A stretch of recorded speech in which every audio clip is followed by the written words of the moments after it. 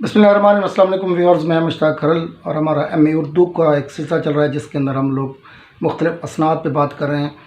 तो इससे पहले हमारी जो एम ए उर्दू की इकबाल का ख़ुसूसी मुतालिया है, तनकीद का पेपर और असालिब नसर की वीडियोज़ मुकम्मल हो चुकी हैं, उनको आप प्ले लिस्ट में जाकर देख सकते हैं। इसके अलावा M A English, M A political science, M A international relations और LLB के स्टूडेंट्स भी हमारी प्ले लिस्ट में मौजूद वीडियो से अपने एग्ज़ाम्स की तैयारी कर सकते हैं।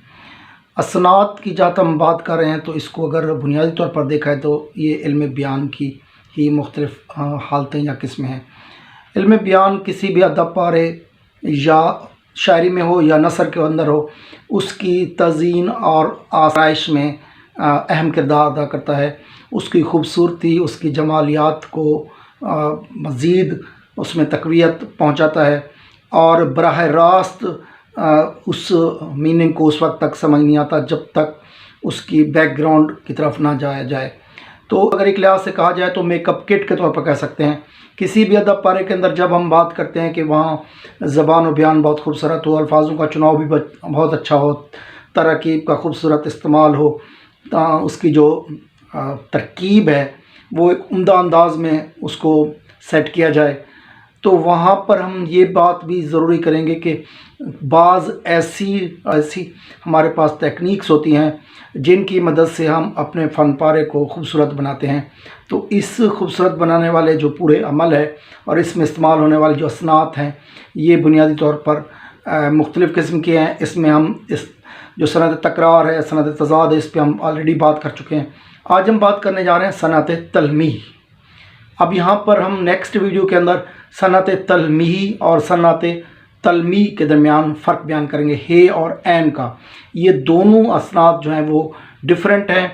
जो स्टूडेंट पब्लिक सर्विस कमीशन का इम्तिहान दे रहे होते हैं या मुख्तलिफ़ एग्ज़ाम्स दे रहे होते हैं, वो इसमें कंफ्यूज हो जाते हैं, शायद वो उसको एक समझते हैं। तो अब इस वक्त हम बात कर रहे हैं सनत तलमीह की, जो हे के साथ है।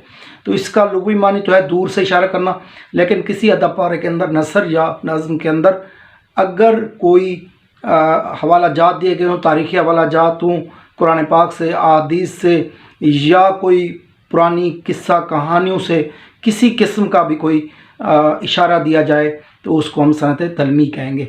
इसमें बाज़ लोगों ने इल्मी इस्तिलाहात को भी शामिल किया है, लेकिन हम अगर ख़ास ज़ोर ज़्यादा दें तो इसमें अंबिया का ज़िक्र, कुरान पाक की आयात का इसके अंदर शामिल होना और मुख्तलिफ़ जो हमारी पुरानी किस्से कहानियाँ हैं उनका कोई तज़किरा आ जाए तो उसको हम सनत तलमीह कहेंगे। इसकी मिसालें अगर आप देखना चाहें तो इसमें इब्न मरियम हुआ करे कोई, तो इब्न मरियम का जो यहाँ पर ज़िक्र कर दिया गया है। इस तरह हुस्न यूसुफ़ एक शेर के अंदर आता है तो वो भी सनत तलमीह में आ जाता है। इसके अलावा अगर इकबाल को आप देखें तो सबसे ज़्यादा जो सनत तलमीह का इस्तेमाल किया है वो हज़रत इकबाल ने किया है। उन्होंने हर तरह से वहाँ उनकी शायरी के अंदर पैगंबरों का भी ज़िक्र है, औलिया कराम का भी ज़िक्र है, कुरानी आयात का भी ज़िक्र है, और जो उस दौर के मुफक्किर थे, उस दौर के जो फ़िलासफ़र थे, सबका उन्होंने अपनी शायरी के अंदर गाए बगाए ज़िक्र किया है। तो अगर एक खूबसूरत शेर देखा जाए तो बेखतर कूद पड़ा आतिश नमरूद में इश्क, तो यहाँ पर आतिश नमरूद जो है वो एक पूरा ज़िक्र है, पूरा एक इशारा है उस वाक़े की तरफ जो हज़रत इब्राहीम अलैहिस्सलाम को आग में डाला गया था।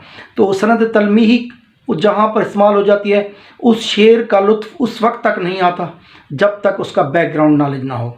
अब एक शेर है, जिस तरह किसी शायर ने खुद इस्तेमाल कर दिया कि कोई कोहकन से कह दे कि मरना नहीं कमाल, हिजरे फिराक यार में जीना कमाल है। अब यहाँ पर कोहकन से मुराद फ़रहाद है। जब तक शीर फ़रहाद की कहानी आपको मुकम्मल तौर पर ना पता हो, उस वक्त तक आप इस शेर के लुत्फ़ को सही तरीके से नहीं हासिल कर सकते। तो सनत तलमीह के अंदर अमूमन जो है वो जो ज़िक्र किए जाते हैं या जो एक इशारा किया जाता है वो अपने साथ एक पूरा पस मंज़र रखता है। उस पस मंज़र से कारी की आगाही जो है वो उस पारे को मज़ीद खूबसूरत बनाती है। इकबाल की जहाँ तक हम बात करते हैं तो उनका में एक शेर जो एक नज़्म के अंदर मौजूद है, और वो पानी के चश्मे पर मकाम कारवां, अहले माँ जिस तरह जन्नत में गिर सलसबील।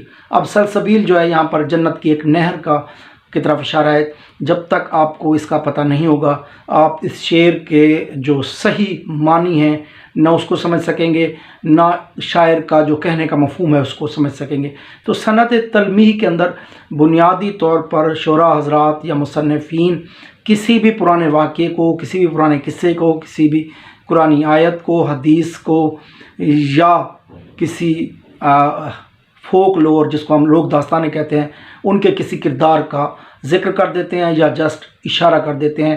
باقی اس کا بیک گراؤنڈ نالج سمجھنا ضروری ہوتا ہے. جب تک اس کو نہ سمجھا جائے اس وقت تک وہ شعر کا جو مفہوم ہے وہ ادھورا رہتا ہے. تو یہ ہے صنعت تلمیح کا مفہوم. تو صنعت تلمیح کے بعد ہم نیکسٹ ویڈیو کے اندر انشاءاللہ تعالی صنعت تلمیح اور صنعت تلمیح کے درمیان فرق بیان کریں گے، کیونکہ یہ دونوں مختلف صنعتیں ہیں. اس وقت ہم نے جو بات کی وہ صنعت تلمیح جو ہے کے ساتھ ہے. جو نیکسٹ ویڈیو میں ہم بات کریں گے وہ جو تلمیح عین کے ساتھ ہے. تو یہ ہماری آج کی ویڈیو تھی. اپنا اور دوستوں کا بہت خیال رکھیں. السلام.